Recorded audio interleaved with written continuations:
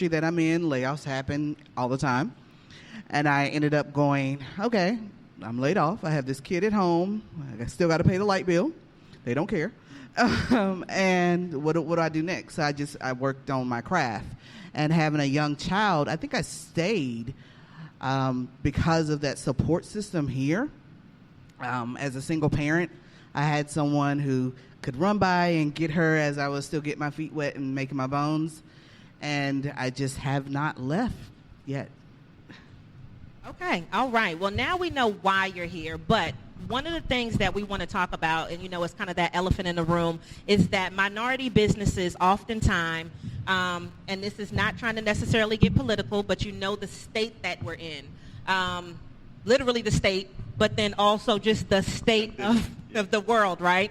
And so one of the things when I was on the radio on 102 Jams explaining to people why they should come to this event is because there were things that were here that are no longer here. And that does affect the people that are actually here and why people either stay or why they leave. So now that you know their reasons for actually staying and being in High Point, what are some of the challenges, if you could just give us one challenge that you faced being here specifically in High Point? And I'm going to start with you, Carlos. I guess the challenge is that what any new business starts with, it's really, even though you think you know people and think you have contacts, is you know them in one facet, but now that you're a business owner, there's a different facet, and so your relationship changes. And so the big challenge is really just, it's almost like starting over. It isn't, but it is. And so that was the one thing, in the world of franchise. I don't know how many people here are familiar with franchises. I mean, there are people out there trying to sell their franchise, and of course, they paint a pretty picture, and they kind of tell you that, as soon as you put your signature on the contract, the phone's going to start ringing. Guess what? It doesn't. Okay, we the first month in business, first 6 months, we kind of are looking at each other in the office saying, well, where's the jobs? And as much as we went and talked to people that we knew, it just wasn't happening. But with perseverance, with relentlessness, with continuing to work it and continue to be involved in the community. Somebody mentioned involvement and networking, all that. That is absolutely crucial. And that's really how we got started. And it took a while, but that was the biggest challenge for us, is that, okay, even though I was familiar with people, I've worked in High Point for 9 years, it was almost like starting over again. But you have a business that you actually have to wait for something bad to happen in order for it to be as effective. So with that, if nobody breaks anything, if the water is good, all of the rest of that, if the weather is great, it could be a little bit more difficult for you. Have you found that being a minority business has made it better or, possibly worse in that situation? In my case, I don't think being a minority business has made a difference. What we do is fire, water, and mold cleanup and restoration. So if you have a flood in your house, a broken water line, whatever, and you wake up at midnight and you're ankle deep in water, I mean, who do you call? And so in our particular case, we just have a lot of competition. There's a lot of people that do the kind of work we do, and we're all trying to fight for that piece of the pie.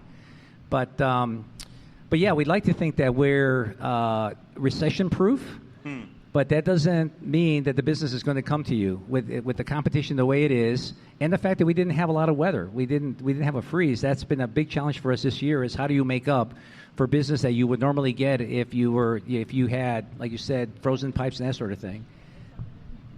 And that makes a difference. So now, Chanel, you are very unique in the sense that your actual occupation is to be a reporter.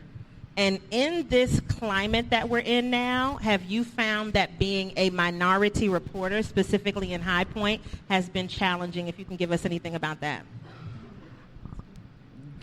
Yes. I'll have to say this. So as a native to High Point, when it comes to business, I found that there are a lot of silos that take place in High Point. And when I say silos, there are a lot of conversations that are being had. There are a lot of minorities, and not just of color, people of color, I mean women, I mean people who may have disabilities that may not be in the room and at the table and having that same conversation. So because of those silos, there are a lot of things that are in High Point that will not benefit everyone. So that's my PC answer to that. as a reporter, when you go out and you cover these meetings and you learn about things and you go, wait, okay, well, why doesn't Charity know about this? The native person in me goes, hey, have you heard about, for me, it was a couple of weeks ago, it was Piedmont Capital. Did you know that they have this? Do you know that they have hub certification? Because these things are out there for people like us. And some of that is lack of knowledge. And again, some of that is the fact that there are a lot of conversations, they are just closed door. So when you look at the economic development in the city of High Point, a lot of it happens up towards 62, towards Greensboro. But if you go past the furniture market towards South Main and South Side, you don't see a lot of that at all. You see our boarded buildings, our dilapidated buildings. So it really happens to come down to those conversations and where they're had, who's in the room, and who's privy to the invitation. And so what can we do to kind of combat that from your perspective as far as being able to get those stories out so that this way we can let people know what's happening in this community? I always tell people when it comes to stories, some of that is letting people know. Don't just send a flyer. Don't just send a little write-up. Send it to more than one publication, because we only have one in High Point, mainstay publication in High Point. But send it to more than one publication. Make sure you send it correctly. And I know Ms. Pennix-Brown actually has another seminar for that. That's my plug, y'all. That will tell you the right way to send it to be able to get our attention and have us grasp onto that. So it can be covered, because we do a lot in certain areas that will never get the same attention that HPU may get or another business may get, just because of contacts. So some of it is who you know, and some of it is where you send it and how you send it. All right, and then Charity, for you, what has been a challenge? Because I just knowing and seeing things throughout the course of the years and being located historically right here on Washington Street, from me being an outsider and just coming through, when I'm coming through to High Point, which is really like every other month to teach at the library, what I start to see is there are a lot of things being built and there are a lot of things being bought, but not necessarily are those things being bought by minorities that are in the community. So, what kind of challenges would you say that you've seen with even having this location right here? Whew, that was a whole lot. We can't go all night, so let me just preface. I know, right? Just give us one. Especially when you hand a mic to a preacher. I would have to say that the challenge is ownership.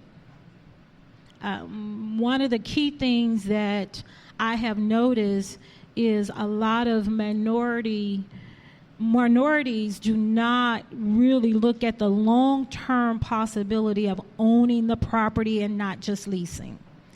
And one of the things that I look at is I want to know if I can own it. I want to make sure that my lease is a portion of my down payment or some kind of way. That's what I'm looking at. The other challenge is the support system. The support system is almost next to none when you're an entrepreneur if you don't have a partner.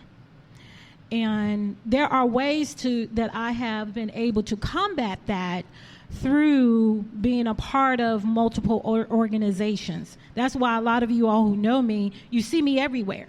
Well, I may have one person who knows somebody who knows somebody who knows somebody that can help me with this, and this, and that.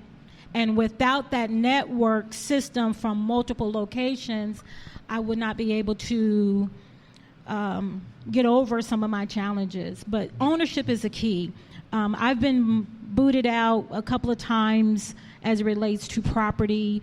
You all have heard some of the buzz about, ownership and the properties that I've owned and not owned. And the knowledge is power. If you don't understand, commercial real estate is different from residential real estate. And that is very key. And if you're going to be in business, you have to figure out a way to own your commercial real estate so that if a new owner comes along or on that street or next to you or whatever, you have a say because you really can't do anything without ownership. And the city, the residents, neighborhood associations, they can talk all day, but you can't change if I own it. You can't make me do anything different, and that has been the challenge. I've wanted to make some adjustments to this building on the inside, and I can't do it without the owner. On the outside, I can't do it without the owner. My owner lives in the actual property owner of this building, for you all to know, is out of New York. That's the other challenge. And although she's a native of High Point, but it's a challenge to try to explain to her what's the difference with the changes in time because she's older and don't want to deal with the city. So that's a challenge. Well, I think that's going to be a challenge. Anybody that goes into any type of property, when you go into an office, when you're renting, when you're leasing, that it's not yours. And so you have rules and regulations that you definitely have to follow. But if you can own it, then that is definitely an option that you want to, be able to pursue, which is why you need to have your credit in a great manner. And we just did a credit boot camp. We'll be having another one in November, okay, just in case, okay. It'll be at the Access Center for Equity and Success. I'll go ahead and send you guys out an email for that. All right, so Frank, yes, this ma'am. is the thing. We had the best conversation, and the biggest thing that I think I learned from you when it comes to the challenges was that you said to build relationships. So if you can speak to that specific thing, which kind of piggybacks on what Charity was saying, but you've been able to specifically have great relationships because of you. So can you give us a little bit about that? Before I do that, there are two challenges that I've noticed here. Classism and generational wealth gap. The generational wealth gap here in High Point. And it's more than just a gap, it's a chasm. Nowhere else in the world will you find two Walmarts and a Bentley dealer on the same street. So just wanted to, one thing that I live by, you can't have a voice at the table if you don't have a seat at the table.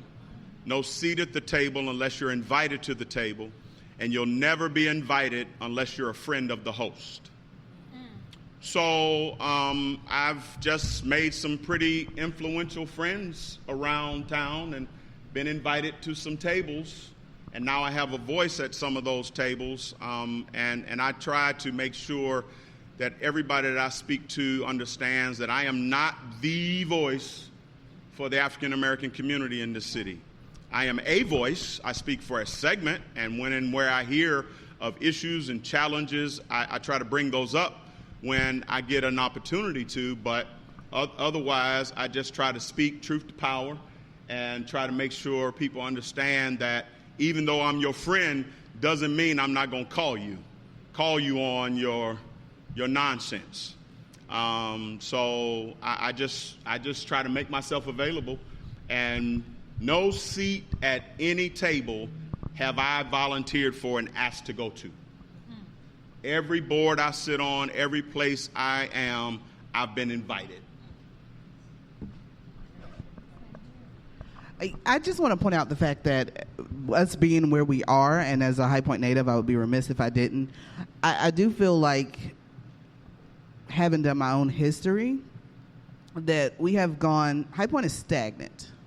And at least on Washington Street, I will say that we have gone back, because apparently this used to be a Wall Street of sorts for the city, to where we had a female-owned, black female-owned hotel a block down, if not even a block, if I'm correct. The Hoover family, black funeral home. There were a lot of firsts on this street. So if we think about the fact that we're going from a lot of firsts on this street to what Frank said, it is what it is, classism, or a town that is run by a lot of people who don't come down this way. It says a lot about where we've come from and where we actually should be. So when you think about, I can only speak for myself, at the top of the millennial age range, why a lot of us are leaving or trying to find ways to go, that has a lot to do with it. And I know we'll get there further. But when you look at where we